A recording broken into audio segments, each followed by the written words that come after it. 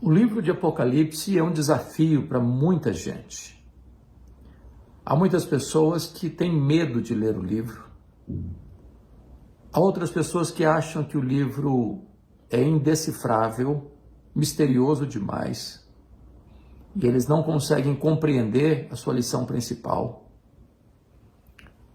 Há outros que acreditam que o livro fala de tragédia e eles não querem essa pauta tão turbulenta para inquietar ainda mais a alma, e por isso se recusam a estudar este livro.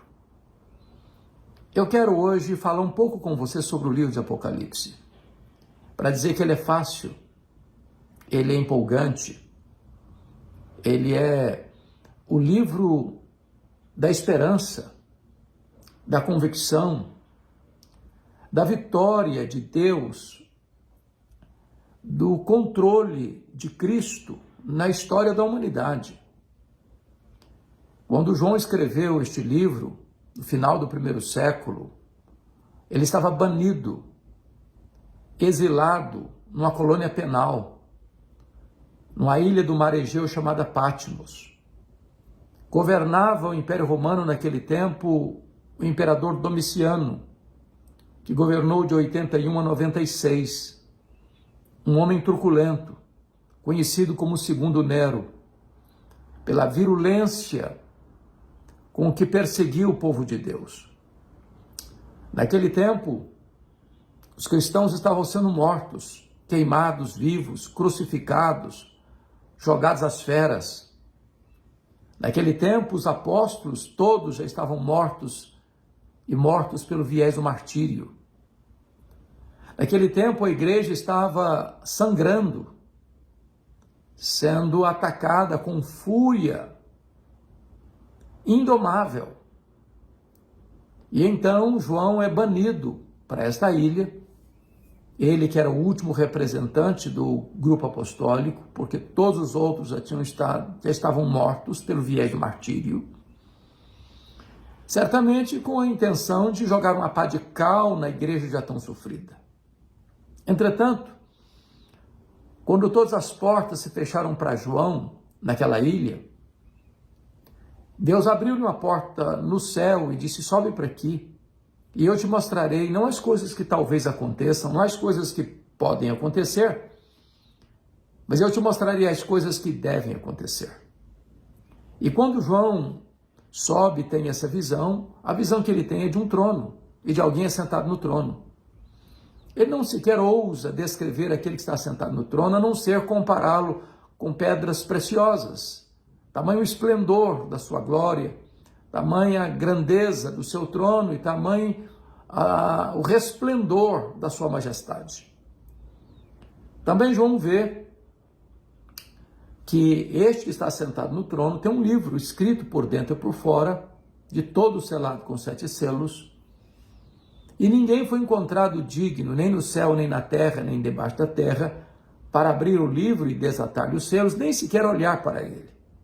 João, nesta visão, chora muito, porque ninguém foi encontrado digno, e este livro representa os destinos da história, o curso da história. Será que a história está à deriva? Será que a história é um caminhão sem freio ladeira abaixo? Será que nós rumamos assodadamente para o abismo? Será que a história é cíclica, como pensavam os gregos? Será que a história tem sentido, tem propósito? Para onde caminha a história? Então, João, enquanto chorava, ouve a seguinte voz: não chores, porque o leão da tribo de Judá, a raiz de Davi, venceu para abrir o livro e desatar os seus selos. Quem é este? O digno procurado. O digno encontrado é Jesus. Ele é a raiz de Davi. Ele descende da tribo, da família de Davi. Ele é o verdadeiro sucessor de Davi, porque os outros filhos e aqueles que sucederam foram reis que subiram ao trono e foram apiados do trono. Mas Jesus, sendo descendente de Davi, veio para assumir o trono, e o seu trono é eterno, seu reino jamais passará. Jesus, mais do que isso, é o leão da tribo de Judá, a tribo dos reis. Então ele é o vencedor, ele é o cordeiro que foi morto para comprar com seu sangue os que procedem de toda tribo, povo, língua e nação. Ele é aquele que veio, se fez carne, andou entre nós, viveu, morreu, ressuscitou, voltou para o céu, está assentado à destra de Deus, reina absoluto e voltará em glória. Então, era um dia de domingo, o dia do Senhor, quando João, nesta ilha, escuta uma voz atrás dele, como voz de trombeta, dizendo: que vês, escreve em livro e manda às 7 igrejas, Éfeso, Esmirna, Pérgamo, Tiatira, Sardes, Filadélfia e Laodiceia. Quando João se volta para ver quem falava com ele não vê quem falava com ele vê 7 candeeiros de ouro, símbolo das 7 igrejas. E 7 aqui não é a totalidade das igrejas da Ásia, porque havia mais do que 7 igrejas. Aqui não é mencionada a igreja de Colossos, nem Hierápolis, por exemplo. 7 é mais do que um número, é um símbolo. É o número da perfeição. Esta é a ideia de que Jesus está na sua igreja, em todos os lugares, em todos os tempos. Ele está presente com a sua igreja. Só que o Cristo que João vê não é mais aquele Cristo suando sangue, chorando, prostrado do Getsêmani. O Cristo que João vê não é mais aquele Cristo cuspido e esbordoado lá no Sinédrio. Nem o Cristo vilipendiado e espancado do pretório romano. O Cristo que João vê não está mais carregando um lenho pesado pelas ruas estreitas e apinhadas de Jerusalém, sob os apupos e vaias de uma multidão ensandecida. O Cristo que João vê não está mais pregado na cruz, com dores, com cãibras, com sede. O Cristo que João vê é o Cristo vencedor, vitorioso. Seus cabelos são brancos como a neve, seus pés são polidos como bronze, são como bronze polido, seus olhos são como chamas de fogo, sua voz como de muitas águas. As suas mãos seguram a igreja, seu rosto brilha como o sol no seu fulgor. E quando João vê este Cristo da glória, ele cai como morto aos seus pés. Mas o Senhor põe a mão direita sobre ele e diz: não temas, João, eu sou o primeiro e o último. Eis que eu estive morto, mas estou vivo pelos séculos dos séculos e tenho as chaves da morte e do inferno. É o Cristo vencedor, é o Cristo vitorioso. A história não está à deriva. Então, eu gostaria de sugerir a você uma clara e fácil assimilação ou compreensão deste livro. E recorro à obra de William Hendrickson, Mais que Vencedores, porque ele aborda esse livro de uma maneira muito didática, fácil, e eu gostaria que você pudesse compreender isso para deleitar-se também no estudo deste livro. Então o livro pode ser dividido em 7 sessões, 7 sessões paralelas e progressivas, de tal maneira que o livro não deva ser examinado como que numa sequência cronológica do capítulo 1 ao 22, mas o livro deva ser visto como 7 sessões paralelas e progressivas. E em cada uma dessas sessões, a verdade principal, a verdade magna, compartilhada, repartida, ensinada nesse texto, é a segunda vinda de Cristo, com os fatos que acompanham essa segunda vinda de Cristo, quais sejam a ressurreição dos mortos, o julgamento final e então a bem-aventurança eterna e a condenação eterna. Essas verdades estão repetidas e repetidas e repetidas em todas essas 7 sessões paralelas e progressivas. Que sessões são essas? Então vamos ver. Primeiro, dos capítulos 1 a 3, você vai encontrar a sessão dos 7 candeeiros, que são as 7 igrejas. Então, cartas são enviadas a essas 7 igrejas. Não achamos, como alguns pensam, que cada igreja represente um período específico da história. Não.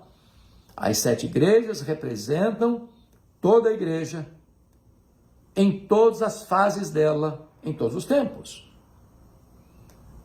Você tem a igreja de Éfeso, Esmirna, Pérgamo, Tiatira, Sardes, Filadélfia e Laodiceia. Você encontra elementos de todas essas igrejas, em todas as igrejas, em todos os tempos. Então, a verdade principal está claramente postada no capítulo 1, versículo 7, quando diz que todo olho verá, ele voltará, e todo olho verá. A sua vinda será visível, a sua vinda será audível, a sua vinda será repentina, inesperada, a sua vinda será inescapável, a sua vinda será vitoriosa, gloriosa, triunfante. Então, os 3 primeiros capítulos tratam das 7 igrejas e de Cristo presente no meio das igrejas. Jesus está presente, ele é o Deus Emanuel. E ele disse: eu estou convosco todos os dias até a consumação dos séculos. Mas depois, em segundo lugar, você tem a segunda sessão paralela, que vai dos capítulos 4 a 7. Nos capítulos 4 a 7, você tem, então, os 7 selos. E esses 7 selos, ao serem abertos, você vai ver os cavalos: cavalo branco, cavalo vermelho, cavalo preto, cavalo amarelo. E à medida que essa largada é feita, juízos da perseguição, ou melhor, a perseguição vem sobre a igreja, a guerra, a fome, a morte, a perseguição. E você vai encontrar nessa sessão, com total clareza, no capítulo 6, de 12 a 17, uma cena gráfica do juízo final, que ocorre imediatamente após a segunda vinda de Cristo.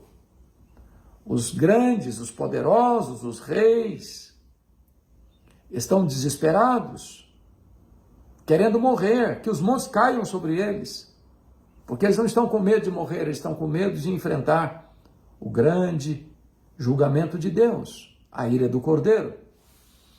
E ao mesmo tempo você vai encontrar a igreja glorificada no capítulo de número 7, a igreja na glória, daqueles que lavaram as suas vestiduras no sangue do Cordeiro, que estão com palmas nas suas mãos, que estão proclamando que a salvação pertence ao Senhor, e que tem a promessa de que o Senhor mesmo lhes dará das fontes da água da vida, não terão mais fome, não terão mais sede, não terão mais calor, e Deus vai enxugar de seus olhos toda lágrima. Então, essa segunda sessão paralela, capítulos 4 a 7, retratam as mesmas verdades principais lá do capítulo 1, versículo 7, a segunda vinda de Cristo.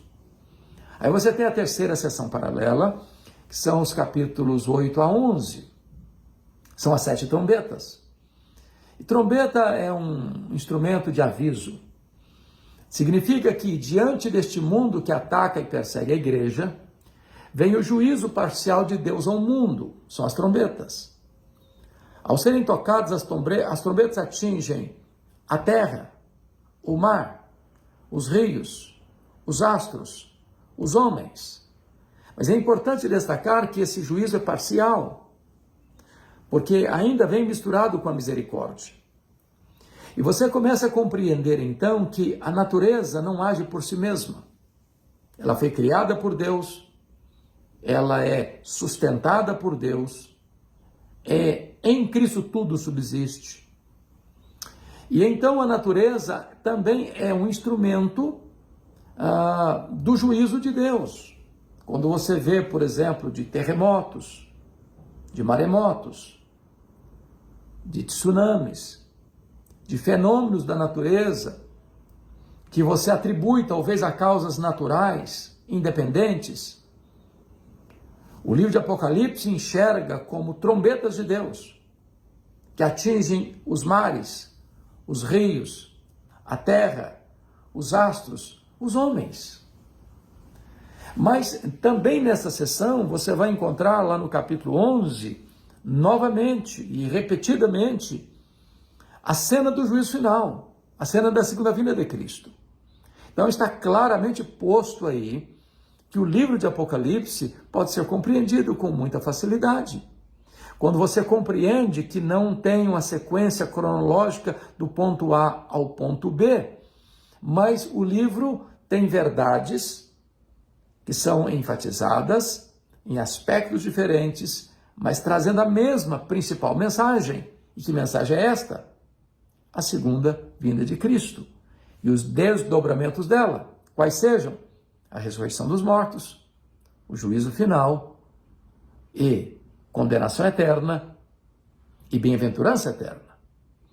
Mas eu vou, nesta primeira palavra, trazer para você a quarta sessão paralela e vou deixar as últimas três para uma segunda mensagem. Tá? Hoje eu estou trazendo como se fosse a parte 1 da mensagem, as 4 primeiras sessões paralelas e na segunda mensagem que eu trarei, vai ser postada aqui também no canal do YouTube, as 3 últimas sessões paralelas, onde nós vamos ver com mais clareza ainda a segunda vinda de Cristo, a queda dos inimigos de Deus, a instalação do tribunal, do trono branco, a questão do milênio, a questão da prisão de Satanás, a questão dos novos céus, da nova terra, da nova Jerusalém. Então, agora, prepare-se aí para a quarta sessão paralela. Então, recapitulando, primeira sessão, de 1 a 3, nós vamos ver os 7 candeeiros. Na segunda sessão paralela, 4 a 7, os 7 selos. Terceira sessão paralela, 8 a 11, as 7 trombetas. Agora, nós vamos ver como que um parênteses nessas sessões, que é a quarta sessão, porque ele abre um parênteses para mostrar o quarteto do mal, que vem atacar com muita fúria Cristo e a sua igreja. No capítulo 12, João descreve este primeiro inimigo, este primeiro elemento do mal, que é o dragão, que é Satanás. O diabo sempre quis imitar a Deus, porque Deus é trino, Pai, Filho e Espírito Santo. Satanás vai querer fazer uma imitação grotesca, também sendo trino, o dragão, o anticristo, o falso profeta. A Bíblia diz que o dragão persegue Cristo, não podendo atingi-lo, persegue a igreja. E aí vem o levantamento do anticristo, que é a besta que surge do mar, que recebe o poder e a autoridade do dragão, que vai ter tanta força e tanto poder que alguém vai perguntar quem pode pelejar contra esta besta. E ele vai perseguir os santos, vai matá-los. E ele vai ser adorado por todos os povos, exceto, preste atenção, exceto aqueles que têm o selo de Deus. Em outras palavras, o anticristo não vai arrancar sequer uma ovelha das mãos, dos braços do Senhor Jesus. Foi Jesus quem prometeu. Eu conheço as minhas ovelhas, elas ouvem a minha voz, elas me seguem, eu dou a elas a vida eterna, e jamais alguém as arrebatará das minhas mãos. Então, os santos podem até morrer, mas quando um crente morre pela sua fé, ele não é derrotado, ele é vitorioso. Porque é desta maneira que os cristãos vencem o diabo, o dragão, pela palavra da cruz, pelo sangue do Cordeiro, pelo testemunho. Pelo testemunho. E a palavra testemunho é martiria. Então, quando um crente morre pela sua fé, ele derrota o diabo. Porque a intenção do diabo era fazer um apóstata. Mas quando um crente prefere morrer a negar a sua fé em Cristo, mesmo morrendo, ele é um vencedor. Aí você vai encontrar que no capítulo 13 ainda, do livro de Apocalipse, você vai encontrar o dragão, você vai encontrar a besta que surge do mar, que é o anticristo, e a besta que surge da terra, que é o falso profeta. Veja você que há uma espécie de concubinato entre a falsa religião e o falso sistema político. Então, o sistema religioso, representado aqui pelo falso profeta, vai dar toda sustentabilidade a este governo carrasco, ditador do anticristo. Então, tem o braço religioso, tem o braço político. E esse sistema, que a Bíblia chama de mundo, que jaz no maligno, que odeia a igreja, que persegue a igreja, que está na contramão dos valores de Deus, vai se juntar, vai se unir nessa tríade maligna, dragão, anticristo e falso profeta, para perseguir a igreja. Mas a igreja de Cristo é vitoriosa, ela é triunfante, ela é vencedora, ela procede da grande tribulação, ela lavou suas vestiduras no sangue do Cordeiro, ela está na glória, com palmas nas mãos, exaltando a Deus para sempre e sempre e sempre. Então ficamos aqui, e eu volto então no próximo estudo sobre o livro de Apocalipse.